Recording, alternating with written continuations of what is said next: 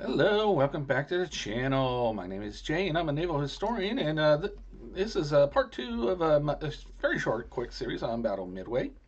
Um, Last week, in part one, I gave you pretty much the background, starting with the Doolittle raid, and also went over the Battle of Coral Sea a little bit. So, with that, we're going to continue the story with the what the Japanese and American plans were for Midway and what occurred in the battle itself. There's also great source material out there to give you kind of more of a better understanding of what happened. Of course, starting with Morrison's, following forward Morrison's series on U.S. naval operations during the Second World War. More recently, I do highly recommend Craig Simon's The Battle of Midway. And of course, since USS Enterprise is a huge factor during Battle Midway, thanks to her uh, uh, flight crews doing a lot of the heavy lifting, I do recommend Barrett Tillman's book on Enterprise's career. And for those of you who just want to watch a film, I know there's two films out there called Midway. There's an older one in 1976's Midway, which I grew up with. Great performances. However, there's some anachronisms with the equipment used and some of the footage that was used. So I do not recommend it for its accuracy, but the performances are great. What I do think is much better is the 2019 film from Roland Emmerich, Midway. It does focus a lot on the Enterprise and her aviators and air crewmen, but it is really well done. It does, but like the both the 1976 and 19 or 2019 films do have a lot of Japanese. They tell the Japanese story very well and very fairly. So with that, we'll get back into it. Like I said, we just got through Battle of Coral Sea. So with that, Coral Sea did affect the planning that Yamamoto Izuruku was had for his plan. Of course, as pretty normal for Yamamoto, his plan was overly complex. It called for the entirety of the Japanese combined fleet to be spread out into four groups. The Kido Butai, which was without Shikaku and Suikaku, which was the main carrier group, which was commanded by Nagomo Shumi, as seen here. And there was a support group for that, which was commanded directly by Yamamoto. And there was also two invasion forces, because not only was there an invasion group uh, that was sailing to take over Midway, but there was also one heading to the Aleutians, specifically to the islands of Attu and Kiska, and which the Americans knew about. The big bay was the carriers. So Yamamoto's plan was to use the Kido Batai to draw out the American carriers to defend Midway. After Coral Sea, the Japanese Navy had confirmed that Lexington had capsized, and they believed that Yorktown, if hadn't sunk, was so heavily damaged that she would have to be taken out of actions for months. And so Yamamoto's planning only took two carriers into consideration. Yamamoto planned for the Kido to handle the brunt of the American counterattack, and the support group will arrive the following day to finish up the American fleet for good. Now, with the American fleet destroyed, then the invasion forces would land their troops at Midway and also Attu and Kiska in the Aleutian Islands. Now, as we mentioned last week, there was the huge intelligence breakthrough led by Rochefort at Station Haipo. And so Rochefort and Layton they had already determined that there was going to be a major operation in early June while Coral Sea operations were going on. They also learned that the target was code name that the Japanese were using was AF, Alpha Foxtrot, just in case you need that clarified. And they believed that was Midway. Now, the Washington, D.C. folks at the Naval Intelligence, they didn't think it was Midway. They thought it was somewhere else. And so one of Rochefort's analysts was like, "Hey, let's send a coded cable message to Midway, telling them to send out an open air broadcast message claiming that the water desalination plant was not working, which they did. And that actually confirmed that to both, not just Station Hypole at Pearl Harbor, but also to Washington, that Midway was the next target because they found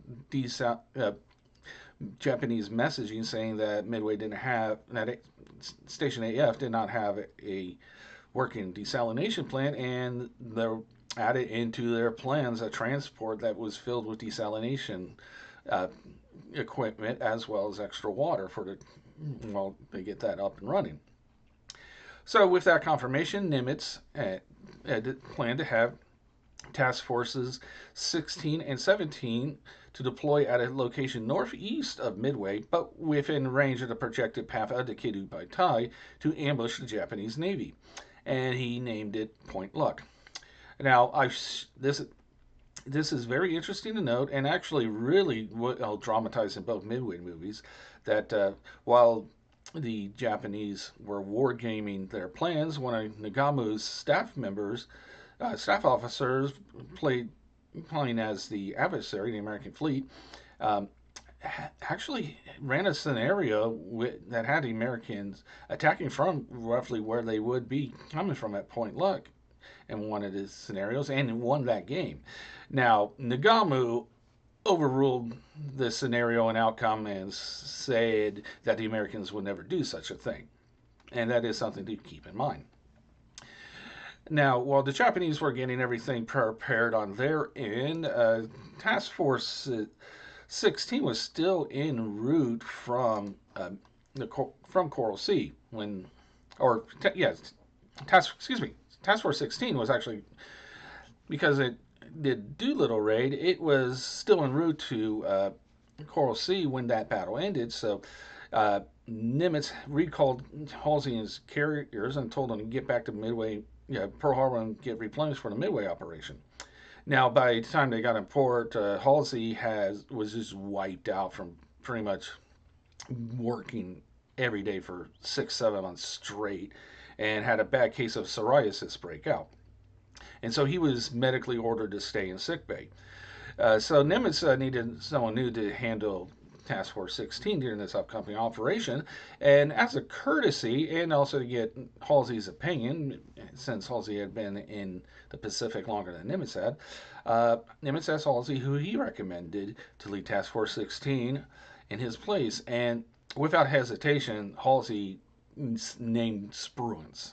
And that's who Nimitz ultimately gave Command Task Force 16 to, was Spruance. Now, Task Force 17, due to the damage that Yorktown their trip it took a little bit longer for her and her task force to get back to Pearl Harbor. Now, there was definitely damage done to the ship, and Nimitz had to send naval engineers out to rendezvous with Task Force 17 to assess all the damage and start any crucial repairs that they could using the ship's company while steaming back to Pearl. The engineers informed Nimitz that Yorktown needed to be dry docked for at least 3 months of repairs, and do that most likely at Bremerton and Washington on the mainland. Nimitz told them that when they got to port, uh, they had 3 days dockside to get Yorktown combat ready. Not fully repaired, just ready enough to launch aircraft, recover aircraft, and defend herself. And they actually got most of those repairs done. There were actually still a few shipyard workers, enlisted and an officer that were still on board Yorktown when she did head into the Midway Campaign. And Fletcher was ordered to rendezvous with Task Force 16 by June 2nd and take operational command, which they did. Now, June 3rd, about 9 a.m., a PBY, Catalina, was flying out of Midway and spotted the invasion force to the west-southwest of that island.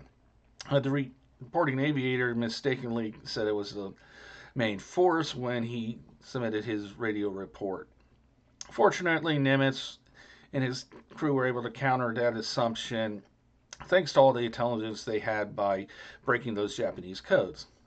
And so, beginning the next day, June 4th, was the first day of the Battle of Midway, and it's the busiest. You tell my sheet of the timeline, which I'm reading from, uh, it's over a page of important events.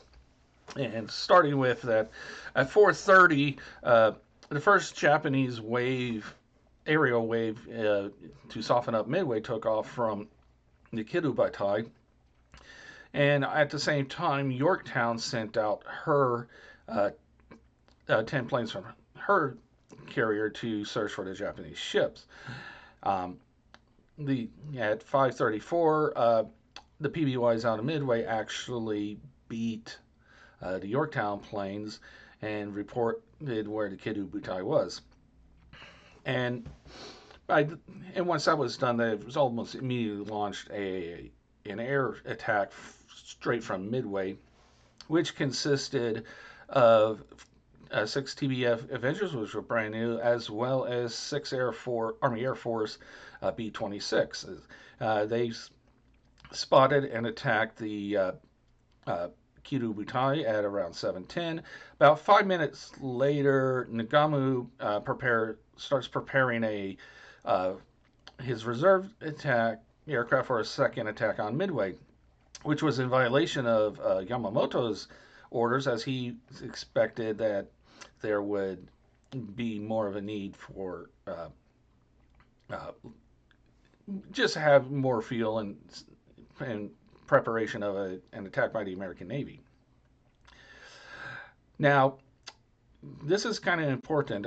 Japanese cruiser Tony, she had actually had some issues with her catapults, so her seaplane, scout plane, was the last launched by about a good half hour or so, and she finally located the American forces at 7:40, and with one of her scout planes and reported that back, which caused Nagamu to have a bit of a dilemma of whether the next wave should be going against Midway or rearm for an attack on the American Navy. And he took a little while to decide.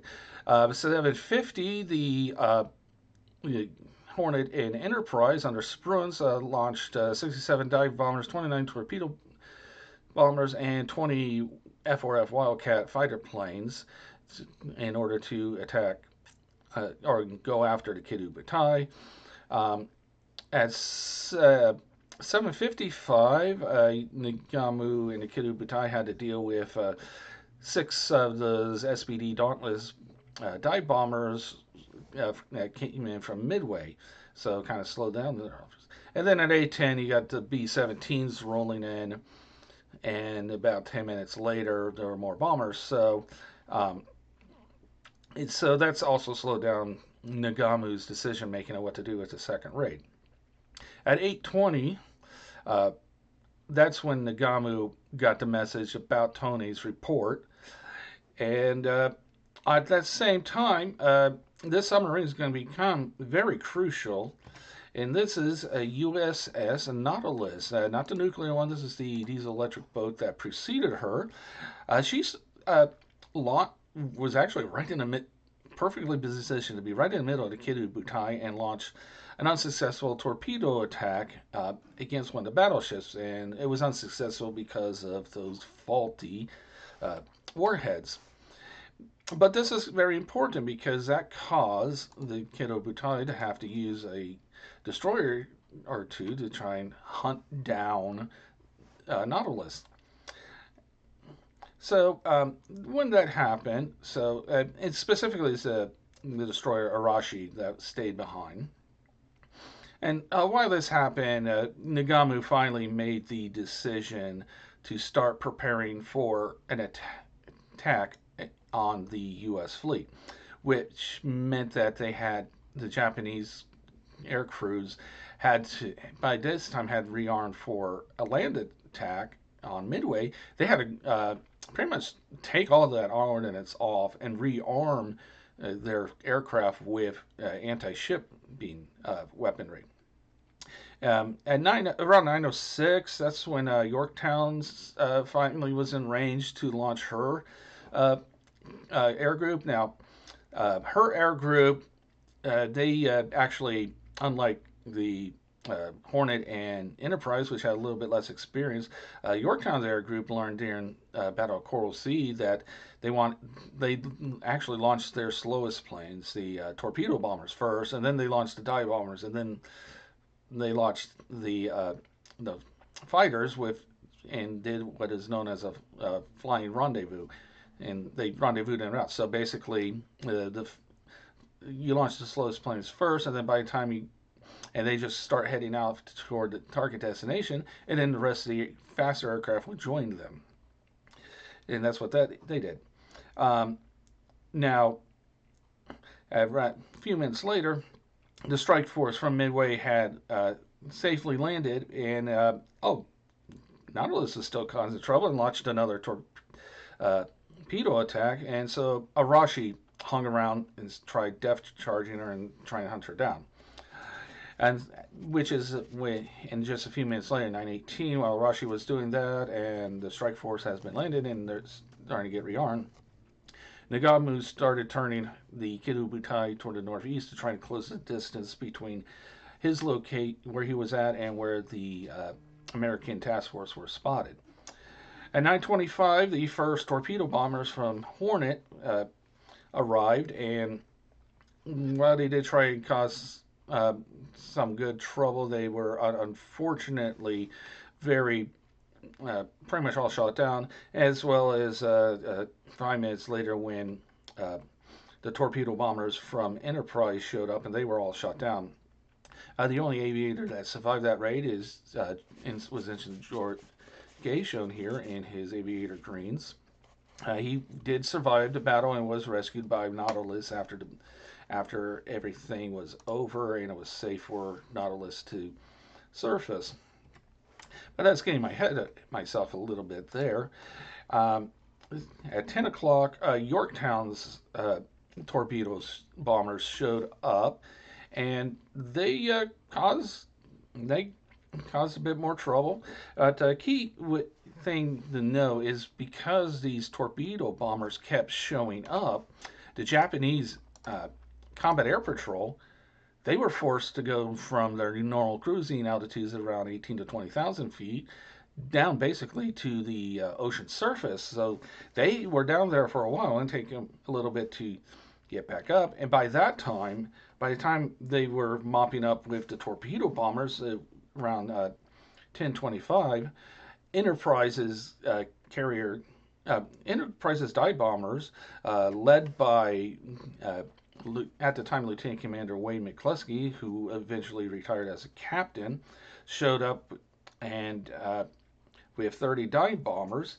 And because McCluskey was actually a fighter jock originally and not originally a dive bomber, he made a mistake and went after the first carrier he saw, which was Akagi. Now, fortunately, the other main squadron commander, Lieutenant Richard Dick Best, he saw that. Him and two of his squadron mates were able to pull out of that initial attack on Akagi and went on to the next carrier, Kaga. Both of those carriers were successfully struck. It is believed that 4 bombs hit Akagi, penetrated down to the hangar deck, and it just caused all sorts of problems. And to Dick Best's good fortune, his they believe there might have been up to 3 that bombs that hit Kaga, but they can confirm that the one that Dick Best dropped from his SBD Dauntless Dive Bomber was the kill shot on Kaga, broke through to the hangar deck and caused all sorts of problems and explosions. Just a few minutes later, Yorktown's dive bombers arrived, and they too were able to find Kiryu Soryu and they were able to get hits on her. So within a span of 5 minutes, the Japanese had three carriers taken out of action, burning, planes exploding everywhere, lots of losses. So with that, Nagagu did have to transfer his flag as he was on, I believe it was Akagi. And so around uh, 11 o'clock, the Japanese from their last carrier Hiryu, sent out 18 vowels and 6 zeros to as a counter strike. At 11:30, Yorktown sent out more planes to scout for the remaining Japanese ships. At 12:05, Hero's planes were uh, able to catch up with Yorktown and basically caused enough damage that she temporarily uh, had to be removed from action. But fortunately, one of her aircraft did find Hiryu at about 1:30 and actually spotted it right as Hiryu was sending off another air raid toward the American Navy. Now, thankfully, Yorktown, having all that experience from Coral Sea, was able to uh, get back up and running. She only able to make 18 knots, not her normal 25, 26 knots, and it's good she was back in service that quickly. Unfortunately, because they were so good at repairing her so quickly, getting her back up and running, by the time this second raid from Hiryu arrived, uh, they spotted Yorktown, but they thought she was one of her sister ships, and they got attacked. She got attacked again, and this time was so bad that the commander of Yorktown had to order to abandon ship. Now, that abandoned ship order came out at about 3 in the afternoon, and at about 3:30, Enterprise, uh, the pretty much the only remaining ship which had a good flight cruise and knew what they were doing, she sent off another attack. 24 dive bombers, this time led directly by Dick Bess, as Wade McCluskey was taken out of action due to injuries in the previous attack. And during that time, 410 Siru succumbed to the waves, and uh, about 50 minutes later at 5 o'clock, the dive bombers led by Dick Bess, found Hiryu and turned her into a giant fireball. So there was Kaga sank on the evening of June 4th as well at about 7:25. Now it did take a while for Enterprise's Group 2 to get back to carrier, and when that happened, it was actually after dark, and because of that, Spruance wisely ordered his fleet to turn on all their running lights and decorative lights that you see that are usually darkened, so that way all the planes were able to be recovered. There were some light operations on June 5th. Most notably, they found some of the trailing cruisers from the Kiddo Battalion. A couple of them got beat up. One actually went to the bottom. Also on June 5th, Kagi went down about 5 in the morning, and Hiru uh, went down about 9 a.m. Uh, they were able to get Yorktown limping back up and running, limping and under tow with a bare bones crew just to keep an eye on the tow lines and also help with rudder instructions. Unfortunately, she was torpedoed on June the 7th while on tow by USS Hammond. USS Hammond was also struck by that torpedo from a Japanese uh, uh, submarine, and both of them went to the bottom. Uh, Fortunately, most of Yorktown's surviving crew did get off, and unfortunately, only 100 sailors survived from USS Hammond. So, in the aftermath, what happened was this was a complete tactical and strategic victory for the United States Navy, even though Attu and Kiska were eventually captured. Japan was no longer able to continue its expansion of its territory. Uh, Additionally, she did not have a carrier fleet to even support those operations had she. The United States Navy would shift to more offensive campaigns, beginning with Guadalcanal. That's just 2 months later, despite it being months before the rest of the fleets authorized by the Two Ocean Navy Act of 1940 were ready to deploy in large numbers. Japan, like I said, in addition to losing four of her large uh, carriers, they also lost a huge number of their most experienced pilots and air group commanders, which was going to become a very major factor as the war continued. Because unlike the United States, which rotated their best pilots into trainer modes for, especially when they did their sea time and then they need to do their short tour, Japan just kept their best pilots flying on the front lines until they were either physically incapable of flying combat roads or just aged out. Uh, so Japan would not engage in a large fleet action like this until Battle Philippines Sea in 1944 due to the amount of losses they took. Now, that didn't stop them from launching other sorties against the American forces, especially at Guadalcanal. Only two of them involved aircraft carriers, and that was Battle of Eastern Solomons and Battle of Santa Cruz. And the rest were epic night battles between battleships and cruisers in Iron Bottom Sound. So, also to note, in addition to the film adaptations and the films, books I've shown you, the victory of Battle Midway also resulted in the Midway class of aircraft carriers, and specifically USS Midway herself, CV-41, which is now a museum ship in San Diego.